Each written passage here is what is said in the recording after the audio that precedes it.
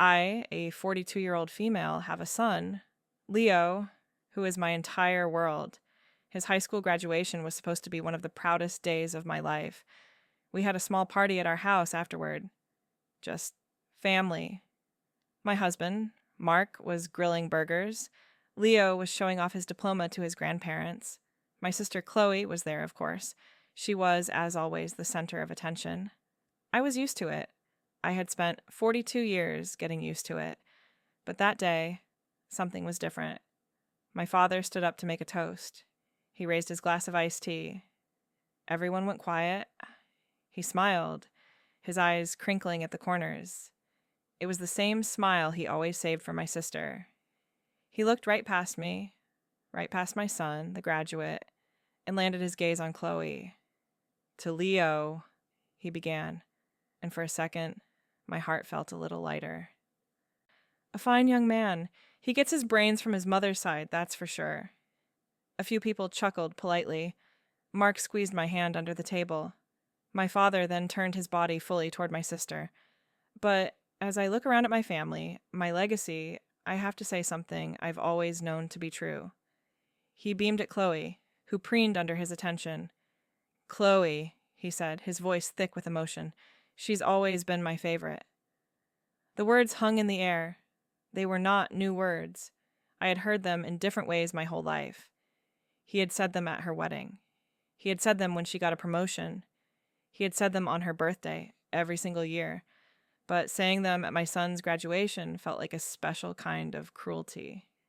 It was a deliberate act to diminish my son's achievement, to diminish me as a mother. A hot, familiar shame washed over me. I kept my face smooth. I had learned long ago not to show him that he had hurt me. That was a victory he did not deserve. I was ready to just smile and let the moment pass, as I always did. But then I saw my mother. She was sitting across from me. She was not smiling. Her face was completely white, the color of bone. Her hand, which held her own glass, was trembling so hard that tea sloshed over the rim onto the tablecloth. Her eyes were wide, fixed on my father. It was not the look of an embarrassed wife. It was not the look of a sad mother. It was a look of pure animal terror. Her mouth was a thin line, and her breath was coming in short, shallow puffs. In that moment, the universe tilted. My father's casual cruelty was the background noise of my life. My mother's terrified reaction was a blaring alarm I'd never heard before, and I knew with a certainty that chilled me to my core that this was not just about favoritism. This was about something much, much darker. The party ended an hour later. The silence my father's toast created never really went away. It just settled over the backyard like a thick fog. Leo, bless his heart, tried to pretend he hadn't noticed. He kept the conversation going, asking my dad about his golf game and Chloe about her upcoming trip to Italy. Mark was a rock, his hand never leaving my back, a silent signal of support. My father was oblivious, basking in the glow of his own pronouncement. Chloe looked smug, but my mother never recovered. She barely spoke another word. She just pushed her food around her plate, her eyes downcast. When it was time for them to leave, she gave me a hug that felt brittle, like she might shatter in my arms. "Are you all right, Mom?" I whispered into her ear. She pulled back quickly. "I'm fine," she said, her voice tight. "Just a little tired. It was a long day." "It was more than that," I said, keeping my voice low so no one else could hear. "I saw your face when Dad said that. You looked terrified." Her eyes darted around the yard, checking to see if my father was watching. He was busy clapping Leo on the back one last time. "Don't be silly, Sarah," she said, her voice a harsh whisper. "You're imagining things. Your father is just... You know how he is." "I do," I said. But I don't know how you are. I've never seen you look like that." She shook her head, a quick, jerky motion. "Let it go, please. For me. Just let it go." She turned and walked to the car without another word, her back ramrod straight. I watched them drive away. Mark came to stand beside me, wrapping an arm around my shoulders. "Are you okay?" he asked. No, I said, the single word feeling heavy and true. I'm not, and neither is she. That night, I couldn't sleep. The image of my mother's face was burned into my mind, the fear in her eyes. It was the kind of fear you see in someone who is trapped. I lay in bed, staring at the ceiling, replaying 40 years of memories.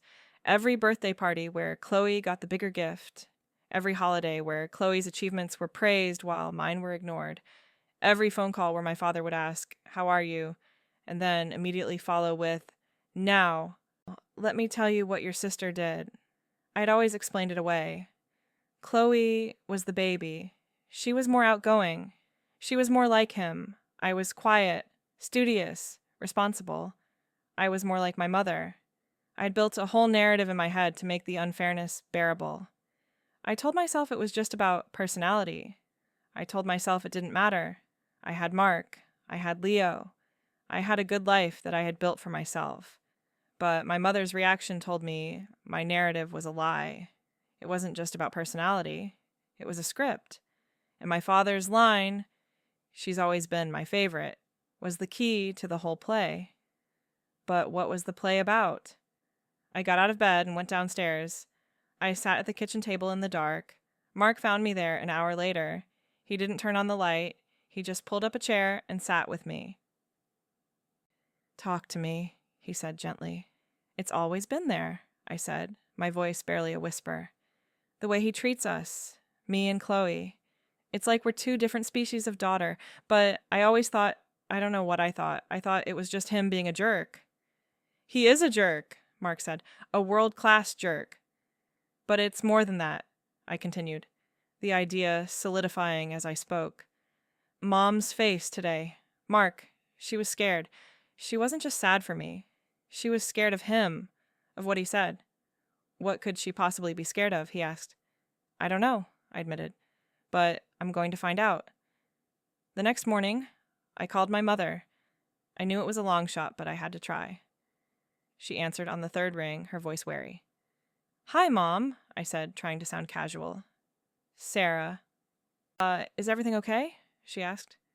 "Everything's fine," I said. "I was just calling to check on you. You seemed upset when you left yesterday." There was a long pause on the other end of the line. I could hear the faint sound of a television in the background.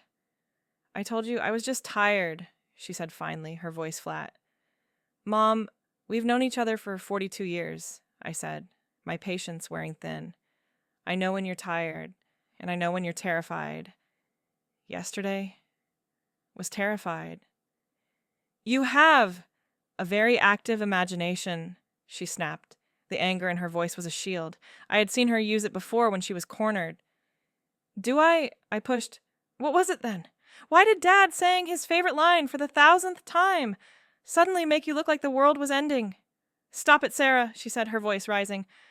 "You're making a mountain out of a molehill. Your father loves you both. He just has a clumsy way of showing it." It was the same excuse she had used my entire life, the same flimsy justification for his behavior, but it didn't work anymore. "No," I said firmly. "That's not what this is. This is something else. And I think you know what it is." "I have to go," she said abruptly. "Your father needs his breakfast." "Mom, wait," I started, but the line went dead. I stared at my phone, a cold fury building in my chest. She was stonewalling me. My own mother. The one person who should have been on my side, who should have protected me from his casual cruelty, was instead protecting him. Or protecting his secret. My resolve hardened. If she wouldn't tell me, I would find out another way. My family was built on a foundation of lies, and I was tired of living in a house that was about to collapse. I was going to find the cracks and expose them to the light, no matter what came crumbling down. My first thought was to talk to my Aunt Carol. She was my mother's younger sister. They were close, but Carol had always been more of a straight shooter. She had a way of cutting through the family nonsense. She lived a few states away, but we talked on the phone every few months. I knew I had to be careful how I approached it. If I came on too strong, she would clam up just like my mother. She was loyal to her sister above all else. I decided to wait a few days to let the dust from the party settle. I would call her under the guise of just catching up. During those few days, my mind was a whirlwind of memories. I kept replaying scenes from my childhood, looking at them through this new, distorted lens. I remembered my 10th birthday. I had asked for a specific telescope. I loved astronomy and had been reading books about the constellations for months. My father had made a big show of bringing in a huge, wrapped box. I was so excited I could barely breathe. But when I tore off the paper, it was a dollhouse. A massive, pink, frilly dollhouse. I hated dolls. "What's this?" I had asked, my voice small with disappointment. "It's a dollhouse," my father had boomed. "Isn't it great?" "But I wanted the telescope," I said. He had frowned. "Telescopes are for boys. Little girls play with dollhouses." He then turned to Chloe, who was 7 at the time, and said, "Your sister doesn't appreciate a good gift. I bet you would." "Wouldn't you?" Chloe had nodded eagerly, her blonde curls bouncing. The dollhouse became hers.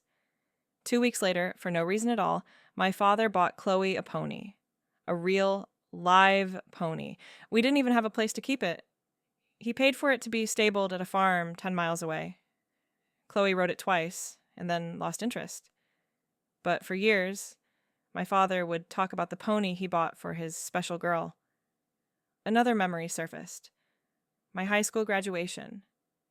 I was the valedictorian. I gave a speech that I had worked on for weeks. I remember looking out at the crowd and seeing my parents. My mother was crying, dabbing her eyes with a tissue. My father was staring off into space, looking bored. After the ceremony, he clapped me on the shoulder and said, "Well, that's that. Now you can get a job and help your sister with her car payments." Chloe hadn't even gone to college. She had decided to become a lifestyle influencer, which at the time meant taking blurry photos of her lunch for a blog that nobody read.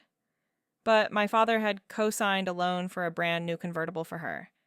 My academic achievement was just a means to fund her whims. Each memory was a small cut, a loan. They were just the sting of everyday unfairness. But strung together, they formed a pattern of deliberate, sustained emotional neglect on his part, and quiet, pained acceptance on my mother's. And always, in the background of these memories, I could now see my mother's face. Not terrified, not then, but sad. A deep, abiding sadness that she tried to hide behind a tight smile. She had been living with this for a very long time. On Wednesday, I finally felt ready to call Aunt Carol. I rehearsed the conversation in my head. I would start with Leo's graduation, keep it light, and then casually mention the toast. I poured myself a cup of coffee and dialed her number. "Sarah, what a nice surprise," she said, her voice warm and cheerful. "Hi, Aunt Carol. How are you?" I asked. We chatted for a few minutes about the weather, her garden, my work. It was all very normal. Then I took a deep breath and steered the conversation where I needed it to go. "It was so good to see everyone at Leo's party," I said, even if my dad was in rare form. Carol chuckled. "Oh, what did Bill do now?" "The usual," I said, trying to sound amused. "He gave a toast and made sure everyone knew, yet again, that Chloe is his favorite child." The line went quiet for a moment. "Oh, that," she said, her voice losing some of its cheer. "Yes, he does like to do that, doesn't he?" "It was at my son's graduation party, Carol," I said, letting a little bit of my real frustration leak out. "It was just so unnecessary." "I know, honey, I know," she said soothingly. "Your father can be very thoughtless." This was it, my opening. "It wasn't just him, though," I said, my voice dropping slightly. "It was Mom's reaction. It was strange." "Strange how?" she asked. I could hear the caution in her voice now. She was choosing her words carefully. "She looked scared," I said plainly, like really, truly frightened. Her face went completely white. I've never seen her look like that before. I tried to ask her about it, but she completely shut me down. Another pause. This one was longer. I could hear her thinking, weighing her loyalty to her sister against whatever she knew to be the truth. "Sarah," she said finally, her voice low and serious. "Your mother, she's had a difficult life. She has carried a very heavy burden for a very long time." My heart started to pound. A burden? What burden? "What are you talking about?" I asked. "What burden?" "It's not my place to say," she said, and I could hear the finality in her tone. "It's her story to tell, not mine." "But she won't tell it," I pleaded. "She pretends nothing is wrong. Carol, something is very wrong in that house. I can feel it. After what I saw on Saturday, I can't unsee it. Please, if you know something, you have to tell me. I'm her daughter. And because you're her daughter, you need to be gentle with her," she said firmly. "This is deeper and more complicated than you can possibly imagine. Pushing her will only make it worse. Just love her and be patient." "Patient for what?" I asked, my voice rising in frustration. "For my father to completely crush what's left of her spirit? For me to spend the rest of my life watching him humiliate me and my son? I'm sorry, Sarah. I can't say any more," she said. "I have to go. My book club is meeting in half an hour." It was a flimsy excuse, and we both knew it. Before I could protest further, she said goodbye and hung up. I was left holding a phone that was buzzing with the silence of her secrets.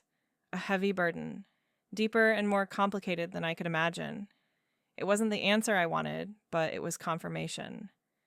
I wasn't crazy. I wasn't imagining things. There was a secret, a big one. And it was clear that the women in my mother's generation were committed to keeping it buried. But I was from a different generation, and I was done with secrets. Aunt Carol's words echoed in my mind for days. A heavy burden. I felt like a detective who had just been given her first real clue. But it was a clue that pointed to a past I knew very little about. My parents were never ones to reminisce about the old days. Their courtship, their early marriage, it was all a blank slate to me. They met, they fell in love, they got married, they had me. That was the official story. But now, I suspected the official story was a work of fiction. I needed more information. I needed dates, photos, letters, anything that could shed some light on that murky period before I was born. My parents had boxes of old photos in their attic. I knew because my mother would occasionally bring them down around Christmas, showing us the same handful of approved, happy pictures. Me on a swing set, Chloe in a ballet costume, the four of us on a beach vacation, smiling for the camera. But there had to be more. There had to be photos from before we were born. Getting into that attic would be tricky. I couldn't just ask. My mother was already on high alert. I needed a reason to be in their house, alone, for a few hours. An opportunity came the following week. My mother called me, her voice back to its usual, slightly strained cheerfulness. "Sarah, darling," she said, "your father and I are driving up to see the fall leaves on Saturday. We'll be gone all day. I was wondering if you could possibly pop over and water my orchids. I'm so worried they'll dry out." It was the perfect excuse. It was almost too perfect. For a paranoid second, I wondered if it was a trap. But then I dismissed the thought. My mother wasn't that cunning. She was just a creature of habit who worried about her flowers. "Of course, Mom," I said, trying to keep my voice even. "I'd be happy to." That Saturday, I drove to my parents' house with a knot of anxiety in my stomach. The house I grew up in now felt like a stranger's territory. It was a crime scene, and I was looking for clues to a crime I couldn't even name. I let myself in with the key she kept under a fake rock by the back door. The house was silent. The air was thick with the scent of my mother's potpourri and my father's cigars. It was the smell of my childhood. I watered the orchids first, a row of delicate white flowers on the kitchen windowsill. My mother loved them. They were fussy and required constant attention, much like my sister. After I was done, I stood in the quiet house, my heart hammering against my ribs. I felt like a trespasser, but I pushed the feeling down. I had a right to know the truth. I went to the hall closet and pulled down the folding ladder that led to the attic. The air in the attic was hot and dusty. It was filled with forgotten things. Old furniture covered in white sheets, stacks of National Geographic magazines, my old bicycle with a flat tire. In the far corner, under the eaves, were the boxes I was looking for. A stack of about a dozen cardboard boxes labeled with my mother's neat handwriting. Photos. Keepsakes. Letters. I started with the photos. The first few boxes were exactly what I expected. The sanitized version of our family history. Birthday parties, holidays, school pictures. Chloe, Chloe, Chloe. Page after page of her. Chloe with the pony. Chloe in her prom dress. Chloe on her wedding day, with my father looking at her like she was the sun itself. There were pictures of me too, of course, but I was usually on the edge of the frame, slightly out of focus. The observer, not the subject. Then I found an older album, the cover made of worn, green velvet. The pictures inside were black and white. My parents' wedding. They looked so young.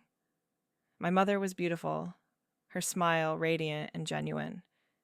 My father was handsome, looking at her with an expression I had never seen him wear in real life. It looked like love. What had happened to that? I kept turning the pages.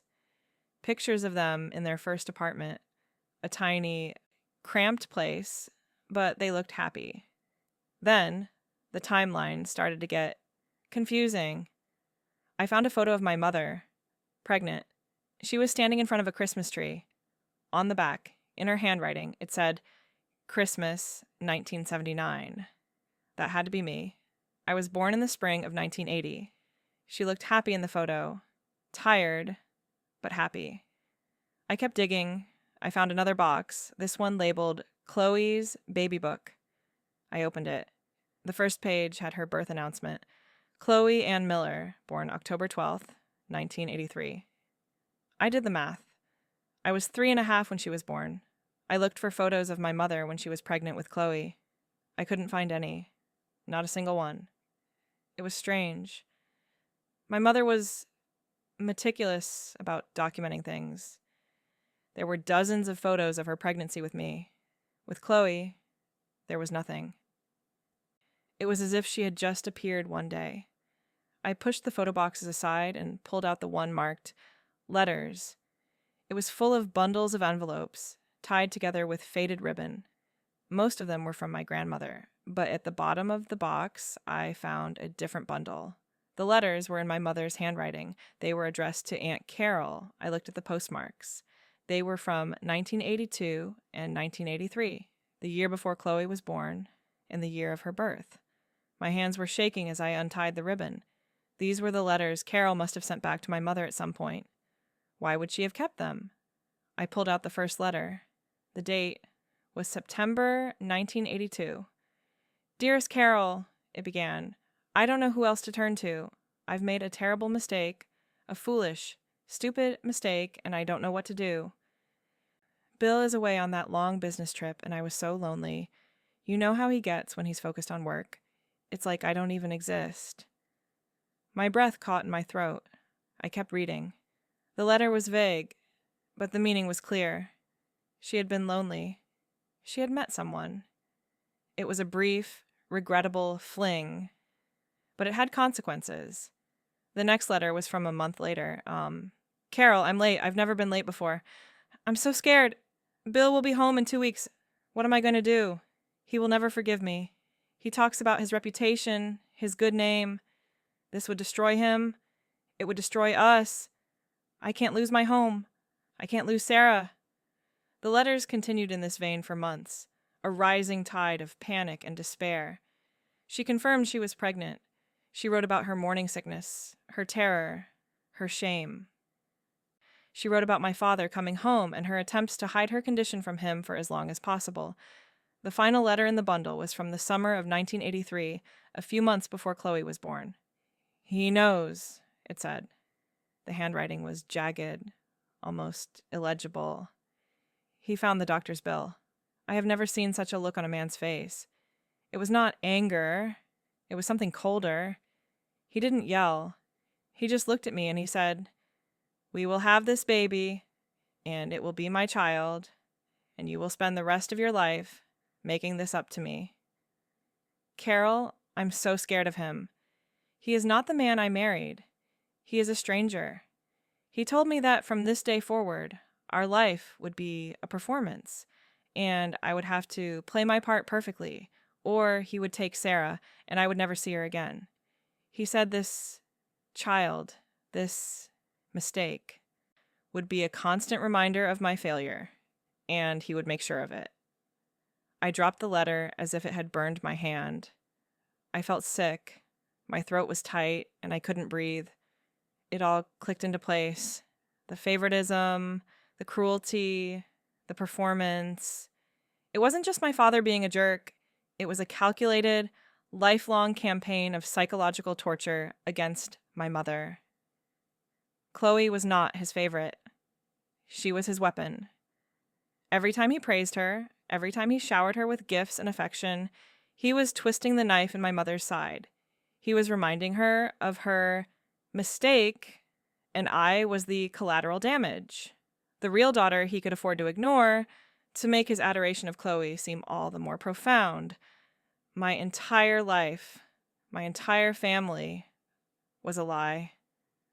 A sick, twisted performance designed by a cruel man to punish a frightened woman. I sat there in the dusty attic, surrounded by the ghosts of my family's past, and I cried. I cried for the little girl who never understood why her father didn't love her as much as her sister. I cried for the young woman who had tried so hard to win his approval and never could. But most of all, I cried for my mother. For the decades she had spent trapped in this silent prison, enduring his emotional blackmail, all to protect her children. Her terror at the graduation party now made perfect, horrible sense. My father's public declaration was not just a boast. It was a threat. It was him reminding her in front of everyone that he was still in control, that he still owned her shame. A cold rage began to replace my grief. This was not just a family secret. This was abuse, and it had gone on long enough. My father had built his kingdom on my mother's silence. It was time for the walls to come down. I carefully put the letters back in the box. I didn't take them with me. I didn't need to. The words were burned into my memory. I climbed down from the attic, closed the hatch, and walked out of that house, leaving the ghosts behind. I knew what I had to do. The performance was over. The drive home was a blur. My mind was racing, trying to process the enormity of what I had discovered. Mark was waiting for me when I got home. He took one look at my face and knew. "You found something," he said. It wasn't a question. I nodded, unable to speak. I collapsed onto the sofa, and the whole story came pouring out of me. The letters, the affair, the baby. The bargain my father had made with my mother. A lifetime of punishment disguised as favoritism. Mark listened patiently, his expression growing darker with every word I spoke. When I was finished, he was silent for a long time. "He's a monster," he finally said, his voice quiet with rage. "I always knew he was a cruel man, but this is evil. She's been living with this for 40 years, I whispered. Trapped. He threatened to take me away from her. What choice did she have?" "None," he said, pulling me into his arms. "She had no choice back then. But she has a choice now. You have a choice." "What am I supposed to do?" I asked, my voice muffled against his shoulder. "If I confront him, it will blow the whole family apart." "What about Chloe?" "She doesn't know. She thinks he adores her." "This will destroy her." "The family is already blown apart, Sarah," he said gently. "It's just been held together with secrets and fear. And Chloe, she's stronger than you think. The truth might hurt her, but living a lie is worse. She deserves to know who her father really is." He paused. "More importantly, she deserves to know who her other father is." That was a thought that hadn't even occurred to me yet. The man from the letters. My mother had never mentioned his name. He was just a foolish mistake. Did he even know he had a daughter? Did my mother ever tell him? It was another layer to the deception, another secret buried under decades of fear. I need to talk to Aunt Carol again, I said, pulling away from Mark. I need to know everything. I called her that night. I didn't bother with pleasantries this time. The moment she answered, I spoke. I was at their house today, I said. I went into the attic. I found the letters. Carol, the ones she wrote to you. The silence on the other end of the line was heavy. I could hear her take a deep, shaky breath. Oh, Sarah, she whispered. I was always so afraid this day would come. Why didn't you tell me? I asked, my voice breaking. All these years you knew. You watched him treat her like that. You watched him treat me like that. Why didn't you say something? It wasn't my secret to tell, she said, her voice filled with regret. Your mother made me promise. She was so terrified of what your father would do. He had all the money, all the power. In those days, it was different. She felt she had no way out. Her priority was protecting you and Chloe. Protecting us? By letting us live in a lie? By letting him emotionally abuse her and me for our entire lives? I was shouting now, the anger I felt toward my father spilling over onto the one person who could have helped. It's not that simple, she pleaded. You have to understand what it was like for her. She was young. She was scared. She made one mistake, and he has made her pay for it every single day since. She thought she was doing the right thing, keeping the family together, giving you both a father and a home. He's not Chloe's father, I yelled. Who is he, Carol? Who is Chloe's real father? There was another long pause. His name was Daniel, she said softly. He was a musician. He was just passing through town. It was a summer fling. Your mother fell for him. He was gentle and kind. Everything your father wasn't. When she found out she was pregnant, she tried to find him, but he had already left. She never saw him again. She doesn't even know if he's still alive. Daniel, a musician, a ghost, a man who had a daughter he never knew about. My sister, the vibrant, attention-seeking Chloe, was the daughter of a wandering artist. It was almost poetic. So my father knew he couldn't be the father? I asked. Oh, yes, Carol said, a bitter edge to her voice. Your father had been on an extended business trip for 3 months. The timing was impossible. There was no doubt. That's why he had all the power. He had proof. We talked for over an hour. Carol filled in the gaps, painting a grim picture of my mother's life. How my father controlled all the finances. How he isolated her from her friends. How he would praise Chloe in front of her. And then later, in private, would make cruel remarks about Chloe's artistic temperament, a subtle dig at her true parentage. He had spent 4 decades torturing my mother with 1,000 tiny cuts. When I hung up the phone, my anger had cooled into a hard, clear resolve. Mark was right. This wasn't about blowing up the family. It was about liberating it. My mother had been a prisoner for 40 years. It was time for a jailbreak. And I was going to be the one to kick down the door. My parents' 45th wedding anniversary was in 2 weeks. They were planning a small dinner party at their house, just us, Chloe and her husband, and a few of their oldest friends. It was the perfect stage, a celebration of a long and happy marriage. The irony was sickening. It was the perfect place to finally bring the truth to light. I spent the next 2 weeks preparing for battle. I felt like a lawyer building a case. My star witness, my mother, was hostile. My evidence was a stack of 40-year-old letters. The jury would be a room full of people who had spent their lives believing the lie. And the defendant was a master manipulator who would stop at nothing to protect his kingdom. My first step was to try and get my mother on my side. I knew it would be difficult, maybe impossible. She was deeply institutionalized in her role as the victim. I drove to her house on a weekday when I knew my father would be out playing golf. I found her in the garden, tending to her roses. She looked up when I approached, her face guarded. "Sarah, I wasn't expecting you," she said. "We need to talk," I said, sitting down on the bench beside her. If this is about your father's toast again, I really don't want to discuss it, she said, turning her attention back to her flowers. It is about the toast, I said, and it's about everything else. I know, Mom. I know about the letters. I know about Daniel. I know why Dad treats Chloe the way he does. Her gardening shears clattered to the ground. She froze, her back to me. She didn't speak for a full minute. When she finally turned to face me, her face was ashen. The look of terror was back, more intense than ever. How could you? She whispered, her voice trembling. Those were private.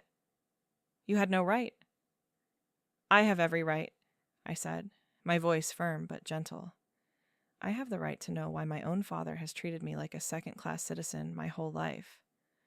I have the right to know why my mother has lived in fear for 40 years.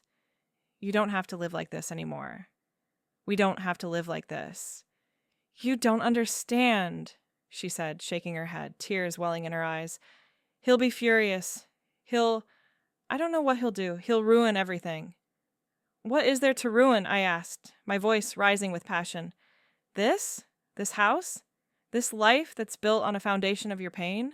Mom, this isn't a life. It's a prison sentence, and you've served long enough. What do you want from me? She sobbed. I want you to be free, I said. I want you to stop being afraid. At the anniversary dinner, I'm going to confront him. I'm going to tell the truth, and I need you to stand with me. I just need you to not deny it. That's all. Can you do that for me? Can you do that for yourself? She looked at me, her eyes filled with a terrifying mix of hope and fear. She had been living in the dark for so long, the thought of sunlight was blinding. She didn't answer me. She just turned and ran into the house, leaving me alone in the garden with her roses. I hadn't gotten the promise I wanted, but I had planted a seed. I could only pray that it would have time to grow. My next step was to prepare Chloe. This was the part I dreaded the most. My relationship with my sister was complicated. We weren't close. The wedge my father had driven between us as children had grown into a wall in adulthood. But she was still my sister, and she was about to have her entire world turned upside down. I couldn't let her walk into that anniversary dinner blind. I invited her to lunch at a neutral location, a small cafe halfway between our houses. She was surprised by the invitation, but she agreed. She arrived 10 minutes late, looking perfectly put together, as always. So, what's the big occasion? She asked after we ordered. You haven't asked me to lunch, just the two of us, since, well, ever. I decided to be direct. There was no easy way to say it. I need to talk to you about Mom and Dad, I said. She rolled her eyes. Oh, God, is this about the toast at Leo's party? Sarah, you have to let that go. Dad's just Dad. He doesn't mean anything by it. Yes, he does, I said, leaning forward. He means everything by it. Chloe, our entire childhood, our entire family, it's not what you think it is. I told her everything. I started with my suspicions, my conversation with Aunt Carol, my trip to the attic. I told her about the letters. I told her about Daniel. As I spoke, her smug, confident expression began to crumble. The color drained from her face. By the time I finished, she was staring at me in stunned silence, her fork frozen halfway to her mouth. No, she whispered. That's not true. You're lying. You're just jealous. You've always been jealous of me. Am I? I asked softly. Jealous of what? Being a pawn in his sick game? Being the weapon he uses to hurt our mother every single day? Chloe, his love for you isn't real. It's a performance. It's the role he's been playing for 40 years to punish her. No, she said again, louder this time, shaking her head. Dad loves me. He's always been there for me. He bought me my first car. He paid for my wedding. And every time he did one of those things, I said, he would look at Mom to see her reaction, to make sure she was watching, to remind her that her mistake was his favorite. Haven't you ever noticed that? The way he looks at her whenever he's praising you? She was silent. I could see the wheels turning in her head. She was replaying her own memories now, seeing them through this new, horrific filter. I could see the exact moment the truth landed. Her eyes widened, and a look of profound nausea crossed her features. "Oh my God," she breathed. "The pony." "What about the pony?" I asked. "I remember," she said, her voice shaking. "The day he brought it home. Mom was so upset. I thought she was mad at me for getting such a big gift, but she wasn't looking at me. She was looking at him, and she was crying, but she was trying to smile. It was the scariest smile I've ever seen." We sat in silence for a few minutes. The truth hung between us, heavy and toxic. "So, he's not my father?" she asked finally, the words sounding alien in her mouth. "No," I said gently. "He's not." She started to cry. Quiet, racking sobs. I reached across the table and took her hand. It was the first time we had held hands since we were children. "What are we going to do?" she asked, her voice choked with tears. "We're going to end it," I said. "At the anniversary party. I'm going to confront him. I just needed you to know first. I didn't want you to be blindsided." She squeezed my hand. "I'll be there," she said, a new hardness in her voice. "I'll be right there with you." For the first time in my life, I felt like I had a sister. We were no longer the forgotten daughter and the favorite daughter. We were just two women, united against the man who had manipulated and lied to us our entire lives. The night of the anniversary dinner arrived. My stomach was in knots. Mark drove, holding my hand the entire way. Chloe and her husband, Tom, were meeting us there. I had called Aunt Carol and asked her to come too. I told her it was time. She agreed without hesitation. She would be my backup. When we walked in, the party was already underway. My father was holding court in the living room, a glass of scotch in his hand, telling some long, boring story to his friends. He was in his element, the king, in his castle. He greeted me with a nod, and Mark with a limp handshake. He gushed over Chloe when she arrived, giving her a hug that lasted just a little too long, his eyes flicking over to my mother, who was standing by the fireplace, a brittle smile plastered on her face. She looked like a ghost. She wouldn't meet my eyes. We sat down for dinner. The conversation was strained. My father did most of the talking, bragging about his latest golf score, his new car, his brilliant daughter, Chloe. With every word of praise he directed at her, I could feel the tension in the room ratchet up. Chloe sat stiffly beside me, her knuckles white as she gripped her wine glass. My mother just stared at her plate, pushing a piece of salmon back and forth. Finally, my father stood up to make a toast. This was it. The moment of truth. 45 years, he began, beaming around the table. 45 years with this beautiful woman. He gestured to my mother, who flinched, and 2 wonderful daughters. Though, as you all know, he winked at Chloe, I've always had a soft spot for my little Chloe. She's just special, a real gift. My blood ran cold. A gift? He was mocking my mother in front of everyone, and they didn't even know it. I saw my mother's hand tremble. I saw Chloe's eyes fill with tears of rage. I knew I couldn't wait any longer. I stood up. "Dad," I said, my voice clear and steady, cutting through the polite applause. "I have a question." He looked at me, annoyed at the interruption. "What is it, Sarah?" "Why?" I asked. "Why has she always been your favorite? I want you to tell us. I want you to tell all of us, right now, the real reason." A hush fell over the room. My father's smile faltered. "What a strange question," he said, trying to laugh it off. "A father can have a favorite." "There's no law against it." "No," I said, taking a step forward. "This isn't about having a favorite. This is about a performance. A 40-year performance. You've used Chloe as a weapon to punish Mom since the day she was born, and it's over. Tonight, it's over."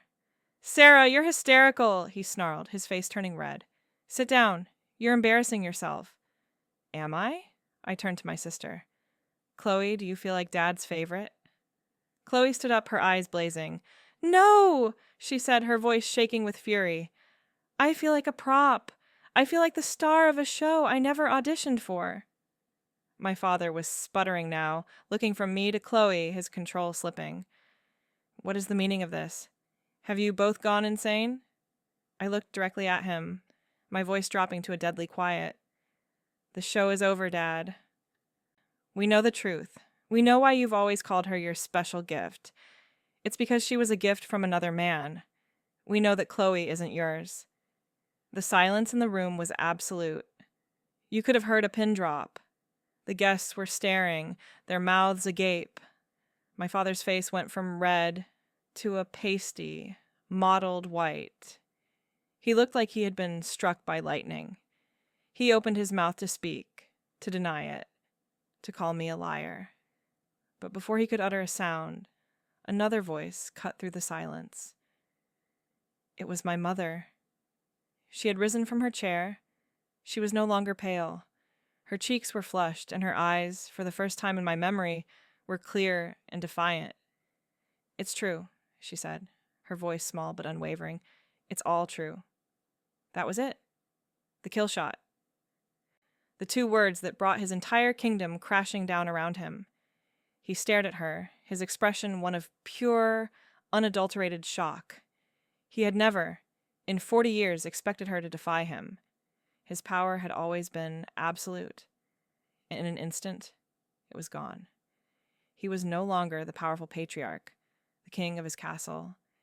He was just a small, cruel man, exposed for all the world to see. The aftermath was chaos. My father's friends, the ones who had been laughing at his stories just minutes before, suddenly found excuses to leave. They mumbled their apologies, their eyes avoiding my father's, and scurried out of the house, eager to escape the wreckage. My father just stood there, speechless, his face a mask of fury and humiliation. He finally turned on my mother. "You!" he hissed, his voice venomous.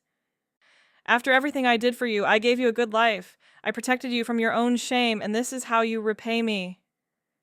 Before my mother could answer, Chloe stepped between them. "You protected her?" she said, her voice dripping with contempt. "You tortured her. You used me to torture her.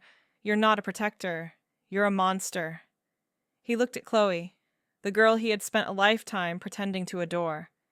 "Don't you talk to me like that," he stammered. "I'm your father." "No, you're not," she said, the words like stones. "I don't know who my father is, but I know it isn't you. I never want to see you again." She turned and walked out of the room. Tom, her husband, gave my father a look of pure disgust and followed her. Now it was just me, my mother, my father, Mark, and Aunt Carol. My father seemed to shrink before my eyes. All the bluster, all the arrogance, it was gone. He just looked like a pathetic old man. He turned his anger on me. "This is your fault," he spat. "You couldn't just leave well enough alone. You had to destroy this family." "You destroyed this family, Bill," Aunt Carol said, her voice cold as ice. "You destroyed it 40 years ago when you chose cruelty over forgiveness. You just managed to keep it propped up with fear. Well, the fear's gone now." He had no answer to that. He just slumped into a chair at the head of the table, the very picture of a dethroned king, and stared into space. My mother walked over to me. She took my hands in hers. Her hands were still trembling, but her eyes were clear. "Thank you," she whispered, tears streaming down her face. "Thank you for giving me my voice back." "You always had it, Mom," I said, pulling her into a hug. "You just forgot how to use it." We left him there, sitting alone at the head of his long, empty dining table. Mark, my mother, Aunt Carol, and I walked out of that house and didn't look back. The air outside had never felt so fresh. The night had never seemed so full of possibility. My mother came to stay with us that night. She and I stayed up late, talking, really talking, for the first time in our lives. She told me about Daniel, about the brief, sweet romance that had turned into a lifetime of punishment. She told me about the early years of her marriage to my father, the constant fear, the walking on eggshells. She cried a lot. But they were tears of release, not of sorrow. It was as if a dam had broken inside her, and 40 years of pent-up pain and fear were finally washing away. The next few weeks were a blur of change. My mother filed for divorce. My father, stripped of his power and his audience, did not contest it. He sold the house, the one filled with so many bad memories, and moved into a small, sterile condominium across town. He tried to call me a few times. I didn't answer. He tried to call Chloe. She changed her number. His friends, the ones who had witnessed his humiliation, stopped inviting him to their golf games and dinner parties. His kingdom had shrunk to the size of a one-bedroom condo with a view of a parking lot. He was utterly and completely alone. Chloe and I began to build a new relationship. It was awkward at first. We had a lifetime of baggage to unpack, but for the first time, there was no competition between us. No invisible scoreboard. We were just sisters. She decided she wanted to try and find Daniel, her biological father. It wasn't about replacing the father she had known. It was about knowing where she came from. I supported her completely.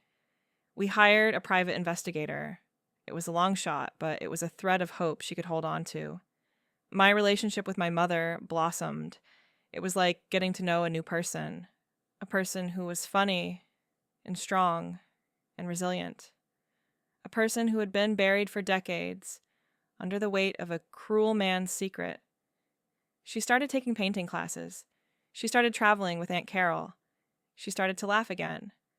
A real, genuine laugh that reached her eyes. About 6 months after the anniversary dinner, I ran into my father at the grocery store.